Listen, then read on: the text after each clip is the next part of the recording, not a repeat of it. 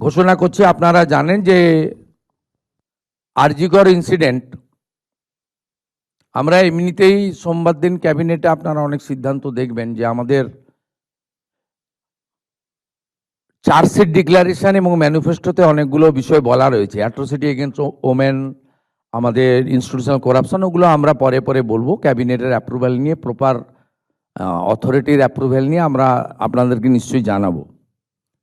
কিন্তু as a home minister আমি charge নেওয়ার পরে মাননীয় চিফ সেক্রেটারি, মাননীয় হোম সেক্রেটারির কাছে রিটিন চেয়েছিলাম যে কলকাতা পুলিশের আরজি করের ইনসিডেন্ট এবং তার পরের কিছু বিষয়গুলো নিয়ে কি তারা কিভাবে হ্যান্ডেল করেছেন।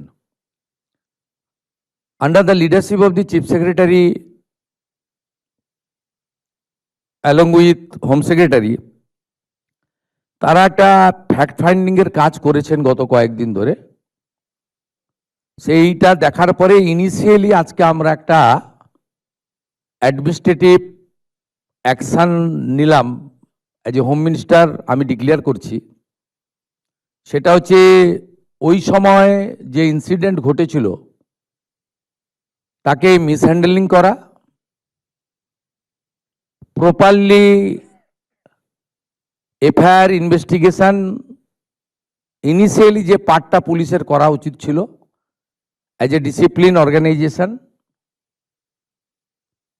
সেই বিষয়গুলো দেখা। আমরা কিন্তু মূল ইনভেস্টিগেশন পার্টে যাচ্ছি না, কারণ ওটা সিবিআই করছে এবং কোর্টে পেন্ডিং রয়েছে।